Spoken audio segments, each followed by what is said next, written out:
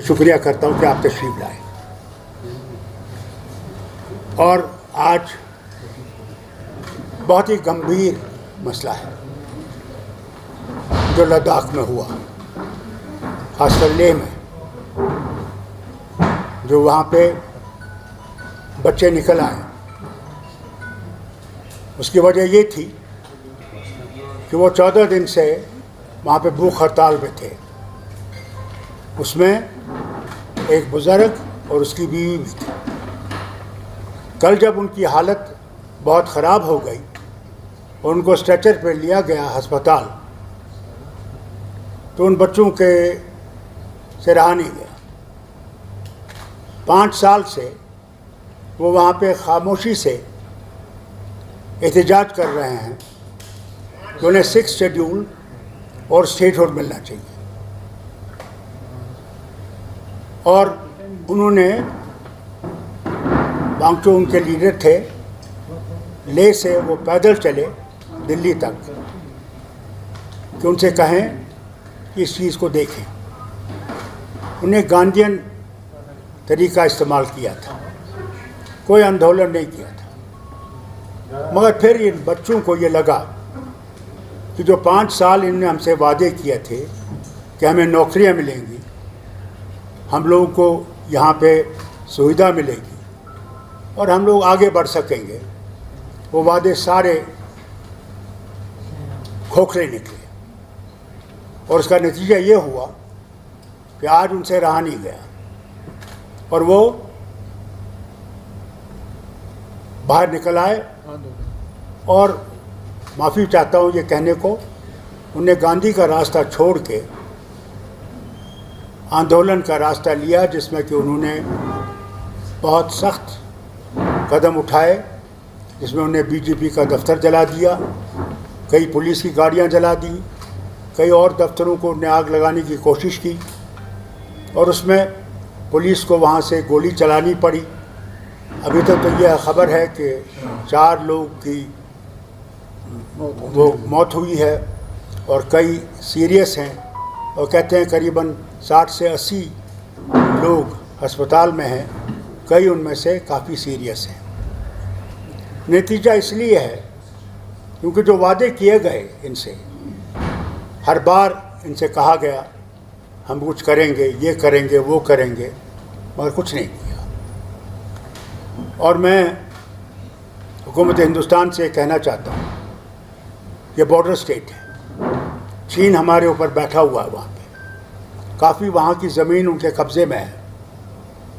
वहाँ पे ऐसी चीज़ होना हमारे वतन के लिए ख़तरनाक है। मेहरबानी करके इसको सुलझाने की कोशिश कीजिए और बातचीत का रास्ता जल्दी से इख्तियार कीजिए। इंतज़ार न कीजिए कि फिर से इसमें चिंगारी लग जाए। मैं नहीं समझता हूँ इसमें कोई जमात है जो इसके पीछे है, क्योंकि आप ये कहेंगे कि ये बाहर से आ रहे हैं। मैंने पहले भी ये देखा है, जब भी यहाँ कुछ होता था कहते ये बाहर से आ रहा है। बाहर से नहीं है, ये वहाँ के लोगों की आवाज़ है, दिलों की आवाज़ है।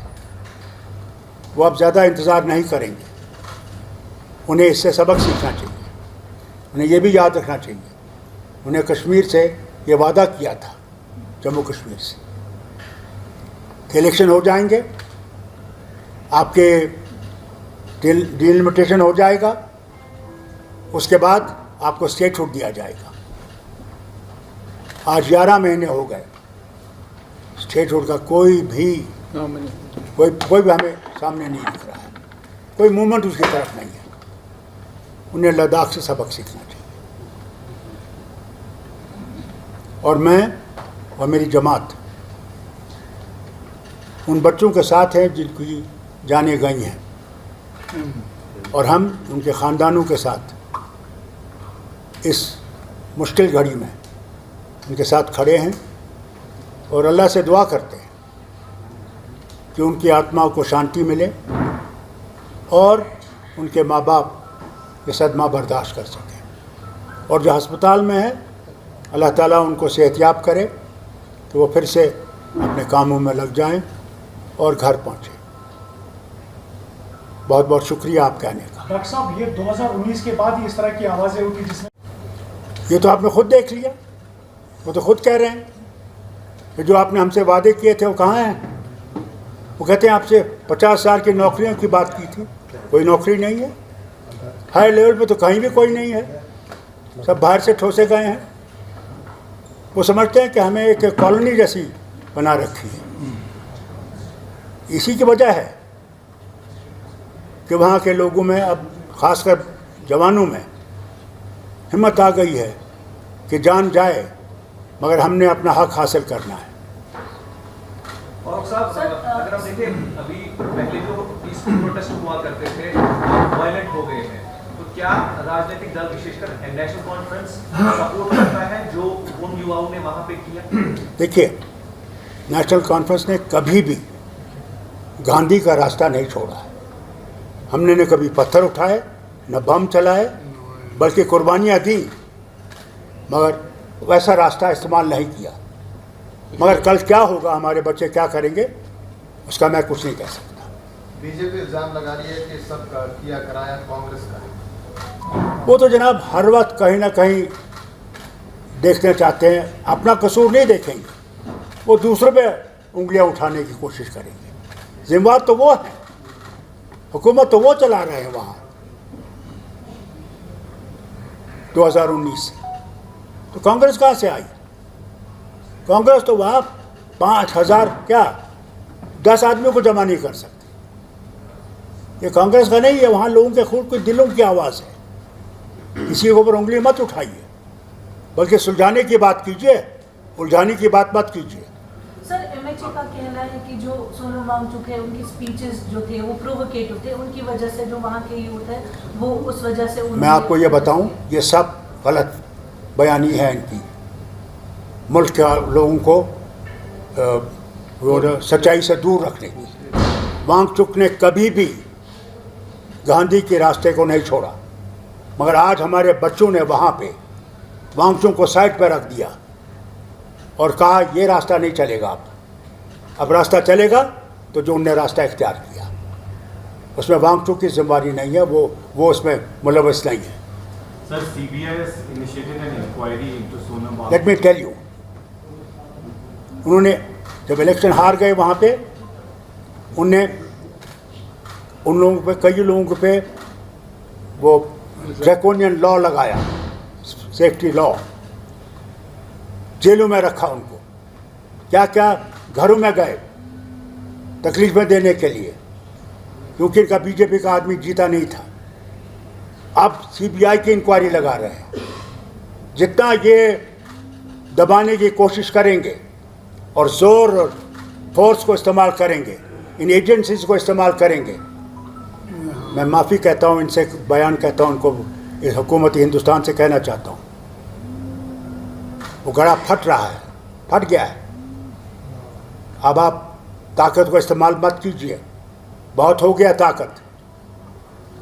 अब बातचीत का रास्ता इस्तेमाल कीजिए और आगे चलिए, सिर्फ हवा में बात मत करिए। बात कर रहे हैं, 6 महीने का फिर बात करेंगे। अब नतीजे पे आइए, क्या देने को आप तैयार हैं, वो सवाल है। डॉक्टर साहब, अभी कल सोनम वांगचुक ने ये कहा था कि ये जन जी का आंदोलन है, तो आपको लगता है कि Ladakh is heading towards like situation Nepal and Bangladesh, उस पर क्या कहेंगे आप? देखिए, Nepal is different, Bangladesh is different, they are 2 independent countries. Here it's our nation. We are the nation itself. The leaders in Delhi are responsible for what has happened in Ladakh. They kept on talking without putting anything in front. So what do you expect those young people to do? They waited. 5 years they waited, hoping that Delhi will wake up and will take into consideration their inner feelings. They feel let down, nothing else. And I think Delhi must move faster in solving these problems of Ladakh. Doctor साहब, आपने कहा कि वहाँ पे जो ज़मीनें हैं वो दुश्मन चाइना के कब्जे में है, और अगर मरकजी सरकार की तरफ देखें, वो कहती है कि चाइना के पास कोई भी जमीन नहीं है, कब्जे में नहीं है। कैसे आप इस चीज़ को देखते हैं? इसके बारे में ये बात कहूँगा, अगर उनके पास कोई ज़मीन नहीं है, फिर वो क्यों कहते हैं कि ये जो हिस्सा हमारा है? सारी दुनिया जानती है कितनी ज़मीन उनके पास है। हम लोग पेट्रोल ही नहीं कर सकते थे अपने इलाके में। कब तक हम झूठ का सहारा लेंगे? वक्त आ गया कि सच्चाई चलिए, सच्चाई पर चलें, तो हो सकता है हम अपने वतन को मजबूत करेंगे। झूठ कब तक चलेगा? एक दिन तो झूठ टूट ही जाता है। शुक्रिया। अस्सलाम वालेकुम। सर, आपने कहा बॉर्डर स्टेट है और अगर सेंटर जो है प्रॉपर्ली इस चीज को, इस प्रोटेस्ट को रिस्पॉन्ड नहीं करता, आपको नहीं लगता कि चाइना के लिए एक और मौका मिल जाएगा हमारी इन स्पेस में आने का? भैया, somebody will fill the gap and it's a very sensitive area, जबरदस्त सेंसिटिव एरिया है। लद्दाख जो है वो क्लेम करते हैं, वो मैकमोहन लाइन को नहीं मानते हैं, जवाहरलाल नेहरू के वक्त से वो कहते हैं मैकमोहन लाइन हमें मंजूर नहीं है। अभी प्रधानमंत्री गए थे चाइना, क्यों गए थे? कि इससे रिश्ता बेहतर बने, इस मुसीबत से हम निकलें। एक तरफ से अमेरिका हमारे पीछे पड़ा हुआ है, फिर रूसी तेल जो है जो हम खरीद रहे हैं। ट्रंप तो कह रहा था यूनाइटेड नेशन में कल कि it is India and China जो यूक्रेन वॉर को सपोर्ट कर रहे हैं, जबकि हिंदुस्तान ने यूक्रेन वॉर को कोई सपोर्ट नहीं किया है। डॉक्टर साहब, एक आखिरी सवाल है। जिस तरह से प्रॉमिसेस बिट्रेयल हो रही है 2019 के बाद, यहाँ पर प्रॉमिसेस किए गए थे कि स्टेटहुड मिल जाएगी आफ्टर डिलिमिटेशन इलेक्शंस, तो आपको लगता है कि 3 खित्तों में जो है हालात इसी तरह की अब बनने जा रही है, क्योंकि इस तरह के खदशात जो है वो जाहिर हो रहे हैं अब लद्दाख से? और आपको क्या लगता है कि अगर यहाँ पर स्टेटहुड नहीं मिलती है तो उसके बाद आप, क्योंकि सीनियर पॉलिटिशियन है, क्या एक्सपीरियंस के हिसाब से कहेंगे कि कश्मीर का होने जा रहा है? आप तो वो बात कर रहे हैं, उस सीढ़ी पे तो हम पहुंचे ही नहीं अभी। जब वो सीढ़ी पे पहुंचेंगे तो फिर आप खुद देखेंगे। नेशनल कॉन्फ्रेंस वो रास्ता कभी इख्तियार नहीं करेगा जिसमें हमारे बच्चे मारे जाएं। कभी हमने नहीं चाहा। जब मेरी हुकूमत 84 में डिसमिस की गई थी, और आपने नेहरू साहब की किताब पढ़ी हुई, जो गवर्नर थे, वो समझते थे कि मैं आग लगा दूंगा कश्मीर को अपनी कुर्सी के लिए। मैंने कुर्सी को लात मारी, मगर अपनी जाने लोगों की, बेगुनाहों की मैंने कुर्बान करने के तैयार नहीं था। और आज भी मैं उसी रास्ते पे हूँ। मैं नहीं चाहूँगा कि जम्मू कश्मीर का कोई भी मारा जाए। अल्लाह हाफ़िज़। बहुत बहुत शुक्रिया आपका। अगर आप ये वीडियो YouTube पर देख रहे हैं तो हमारे चैनल को सब्सक्राइब कर बेल आइकन दबाएं, और Facebook पर देख रहे हैं तो हमारे पेज को लाइक करें।